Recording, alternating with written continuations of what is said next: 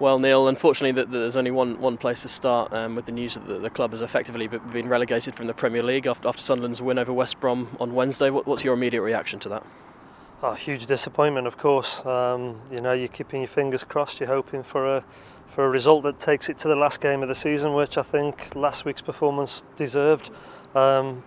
And it wasn't to be. I don't think we can have any complaints as a football club, because obviously if you're relying on other results at whatever stage of a season, then you're putting your fate in other people's hands, and obviously you need to have done better than that. So of course we were hoping that West Brom would do us a favour.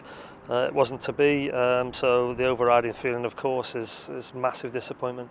Give us any insight into the mood in that dressing room, because obviously the players have been there every step of the way, haven't they? Yeah, I mean we were obviously all hoping for an opportunity to go into the last game needing a win, and as I said to you last week, had that been the case, then you hopefully got one of those last games of the season, last days of the season, where rumours are spreading around the ground and you get a boost and that. But obviously it isn't to be, and obviously we've got a lot of disappointed players in there that want to play in the Premier League. We all want to be in the Premier League, and I think this club belongs in the Premier League. So yeah, we have to pick them up. We've got one game left. We have to make sure we're right for that. But of course, it's a horrible feeling. You've been in the job only a short time, Neil. You and your staff look back and say, we did everything we could here. Yeah, as I said to you on day one, I pride myself on that, on preparing the team properly. The worst feeling for me would be to be sitting on the bench or standing in the technical area at 3 o'clock or whatever time kickoff is on any game, feeling I should have done a little bit more, we should have done a bit more.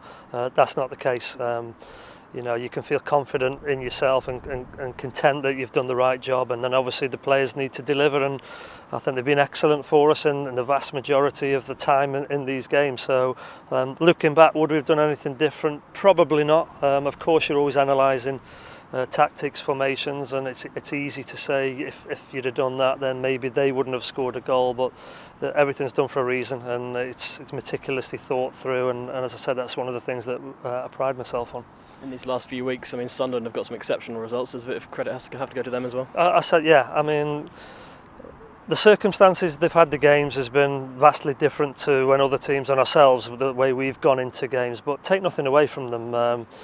Yes, they played Man City and Chelsea probably at a time when they weren't contesting the league or thought they could win the league, and the same at Old Trafford. We had the carnival, and they had the after the carnival.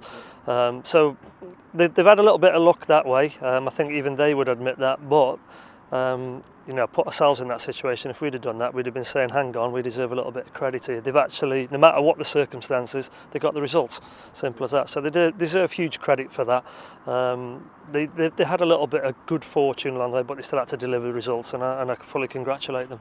You know more than most, Neil, how our supporters here at Norwich City buy into the club. What's your message to them at this difficult moment? I think the fans have, like I've said time and time again, they've been absolutely superb. To be standing down at Stamford Bridge last week with 3,000 or 4,000, whatever it was, again, a full sellout of away support. Fully backing the team in the way they did, even the personal thanks of appreciation I got from them, absolutely phenomenal. Desperately disappointed for them, because they deserve to be watching top flight football week in, week out, and that isn't going to be the case next season. Hopefully it is the season after, but I'm pretty sure the ground will be full week in, week out. The away support will be as good as it always is, and they're the reason why you give everything you've got. I've enjoyed seeing you in the role, Neil. Is it a role you would look at long term? Of course, it was first of all I need to see how I would be, how I handled the job, and I feel absolutely comfortable doing it. I feel I've done a good job. I think we've got the spirit back into the team, the energy, the application, whatever. It's out of my hands, of course it is, but I've got immense pride standing there, being the manager of Norwich City, albeit for 4 games, and the 5th game on Sunday, and it's something I've really enjoyed. We've got one more game to go against Arsenal. Both sides really haven't got that much to play for, but I guess there's an incentive to end the season on a high, isn't there? 27,000 reasons why, Ben. We've just said it. The support, simple as that. Be nice to send them away in the summer with a smile on the faces, even though we won't be playing in the top flight. There's a duty to the supporters to go and put performance on. We want to win the game. Arsenal obviously have got another game after that. They've got a cup final, and whatever team they send here is irrelevant to us. We we have to go and show the same work ethic and quality of football that we showed in the second half against Liverpool in the last home game, and obviously the desire that we showed for 93-94 minutes at Stamford Bridge. So yes, there's nothing effectively on the game for us, but there's so much on the game for us. I feel it's massively important we give the supporters something they deserve. Are you going to have a fully fit squad available to pick from?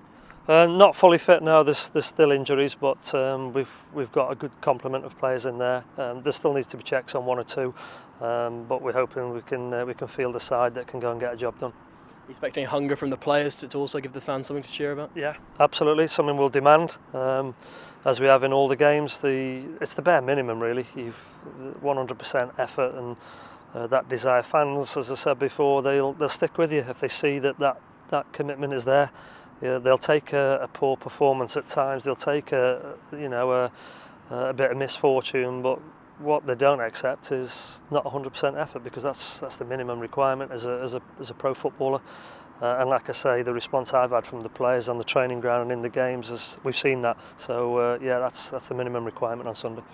And finally, how important do you think it is as a football club, players, staff, fans, to look forward now? I mean, because this 3 months to the start of the championship season is going to fly, isn't it? Absolutely. Yeah, there's a big job to be done. There's obviously the squad, assessing the squad and bringing players in and getting players out. There's then pre-season, and then there's a huge season for the football club. As I just said to you, this club deserves to be in the top flight. Simple as that. And the priority has to be now of retaining that status, and that began on Thursday morning. We're working to it today, tomorrow, Sunday, and through the summer.